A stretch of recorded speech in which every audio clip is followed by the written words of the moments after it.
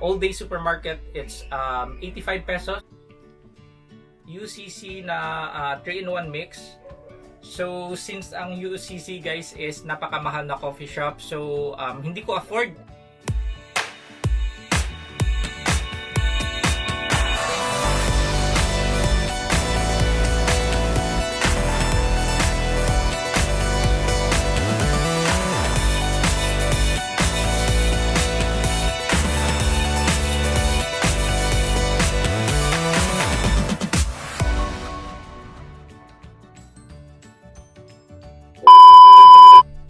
Hey mates!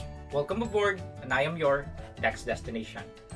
For this vlog guys, mag-grocery haul tayo or mag-unboxing tayo ng mga pinamili ko doon sa Vista Mall, yung pinakabagong bukas na mall dito sa Bacolod guys. So last time is nag-vlog ako kasi grand opening nila last Saturday, April 17. So eto na guys yung mga pinamili ko. So mostly na mga pinamili ko guys is mga imported goods. So kasi yung ibang mga mga groceries is walang mga ganitong mga items. So yun, natuwa ko guys kasi marami silang mga international or mga imported products. So heto yung mga pinamili ko guys. So first guys is since mahilig kami dito guys mag-samgyupsal, mag-Korean. So mama ko guys is fanatic ng K-pop, so mga pamangkin ko rin. And yun, ito yung mga pinamili namin. Ito yung mga pinamili ko guys na mga Korean products. So meron ditong Samjang. So ito siya guys, Samjang. So isa to sa mga gift kapag nagsasamgyupsal kami dito sa bahay. So nabili ko ito guys for 75 pesos I think. And then meron din ditong sesame oil. So Good Life. So this is a product of Malaysia. And isa din ito guys sa mga dip kapag nagsasamgyupsal. So this one is 210 pesos. And ito naman guys is product ng Korea, so seaweed na seasoned. So ginagamit din ito guys pag nagbe-bake sushi or kahit ano guys, samgyupsal. So ginagamit din namin ito. And masarap ito guys, kahit papakin mo lang siya, okay na rin, masarap. Gawing snack, so okay na rin ito guys. And ito guys,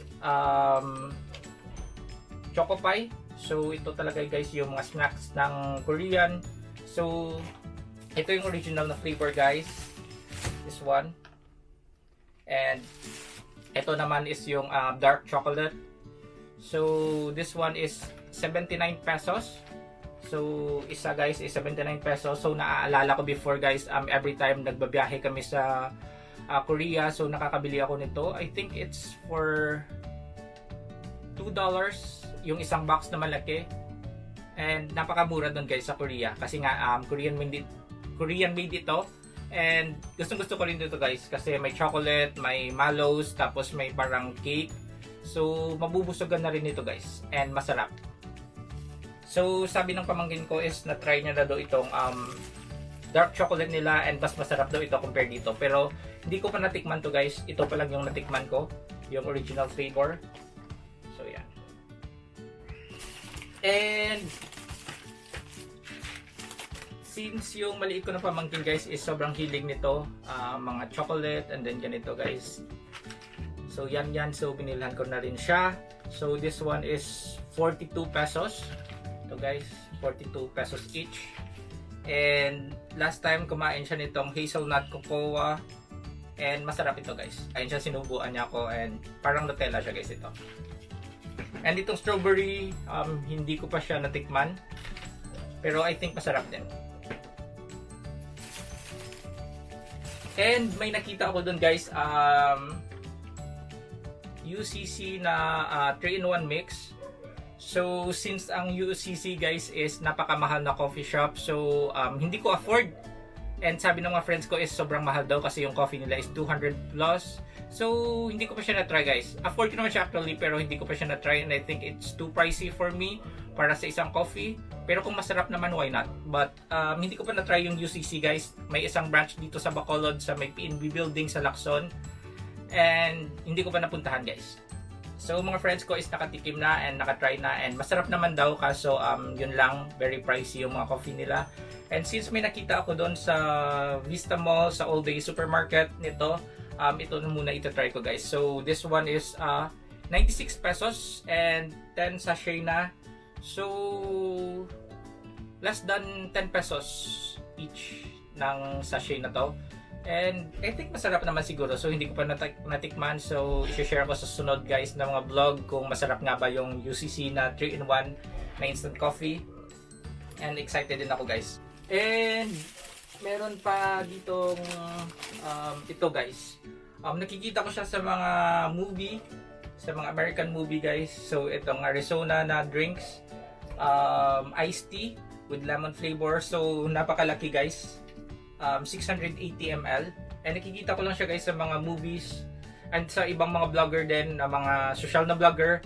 So this one is 85 pesos and I think masarap naman kasi ano siya, iced tea. So mas masarap ito pag cold inumin guys. Kasi nga iced tea nga, 'di ba? So 'yon. And I think sobrang sold ko na dito.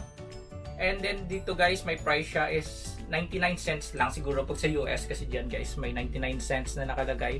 So I think pag sa US mo to binili, or SRP sa US is 99 cents lang, pero dito sa Philippines sa All Day Supermarket it's 85 pesos.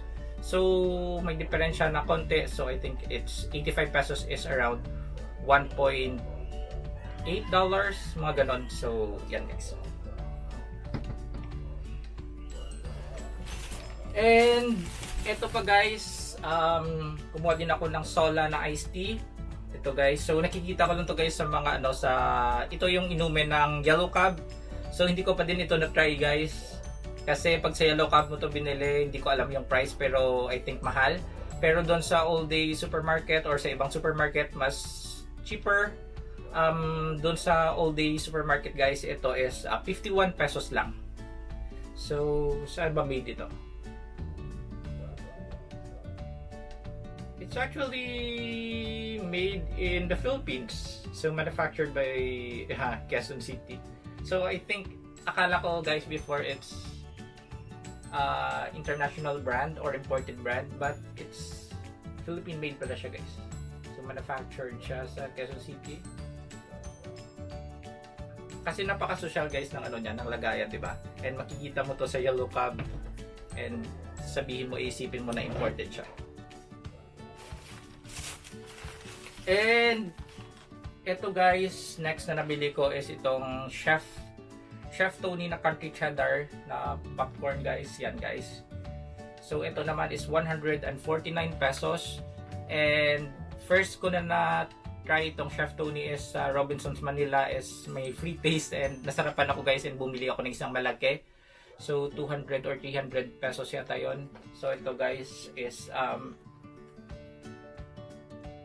185 grams. So 185 grams lang to guys. And I think nabili ko is ano siguro yun, mga 500 grams or ano. Mas malaki kasi yun guys. So itong Chef Tony guys is I think Malaysian brand. Yeah, Malaysian. Nabasa ko na ito before. It's Malaysian brand, kaso lang meron na din, nagma-manufacture na rin sila dito sa Philippines kasi nga siguro mabenta din to. So meron na rin silang nagma-manufacture na rin sila dito sa Philippines, pero I think Chef Tony is originally from Malaysia. And masarap to guys. Itong flavor na country cheddar. So ito yung isa sa mga favorite ko na flavor. And hindi pala guys, isa sa favorite ko na flavor kasi ito pa lang pala yung natikman ko, and hindi na ako nag-try ng iba kasi gustong gusto ko tong flavor na to. So yun. And isa pa sa nabili ko is itong Doritos.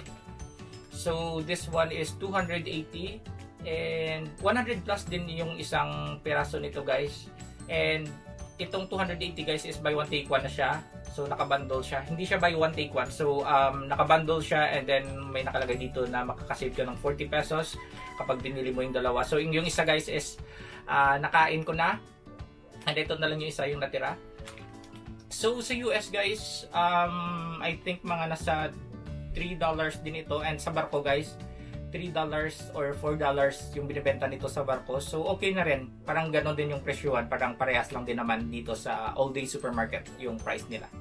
And hindi ko alam guys sa ibang mga supermarket kung magkano ito. Kasi usually guys, ako pag namimili ako, hindi ko na masyado chine-check, or hindi ako katulad ng ibang mga yung mga nanay kasi guys, alam nila talaga yung mga price ng mga ano. So ako guys, pag feeling ko na okay yung price na ganon, so bibilin ko siya. And hindi ko na compare sa ibang mga supermarket kung mas mura ba, mas cheaper ba dito or hindi. So I think it's mga nanay goals yung mga ganon guys. And then sobrang ano nila guys, kahit sa mga cents or piso. So yun, sobrang galing ng mga nanay guys. And nabili pa namin doon sa supermarket, all day supermarket, is itong Pocky. So it's strawberry flavor na Pocky, and this one is 249 pesos. So yan, mga price ng mga items sa grocery is may mga 9 pesos para magmukhang mura. So ano yan guys, strategy yan, di ba? Usually napag-aralan natin yan sa economics or before sa school, na yung mga prices ng mga ano is may mga 9 pesos, ganyan, piso na lang is magiging 50 na peso, ganyan yung mga price, or 99 pesos, piso na lang 100 na. So pag sinabi kasing 99 is 2 digit lang, and then 100 is 3, so parang isipin natin, so meron tayong mentality na ganun, so mas mura, pero piso na lang pala is 100 peso na yan. So this one is 249 pesos, and Japanese, I think Japanese brand ito guys. Yeah, this is a Japanese brand na pretzel or Pocky. Kasi yung alam ko lang guys is pretzel yung dito, yung locally made na mga ganito. So ito guys is Japanese brand, and masarap din ito guys.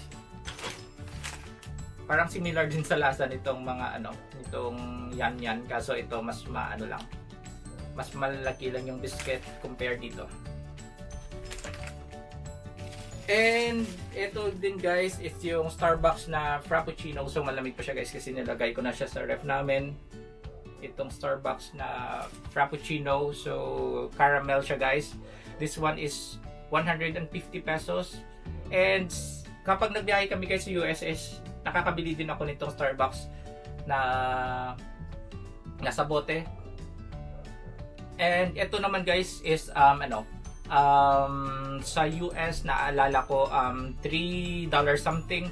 So dito is 150 pesos. So okay na rin guys. Parang parehas lang din yung price nila, or mas mura pa nga dito sa Philippines kasi $3.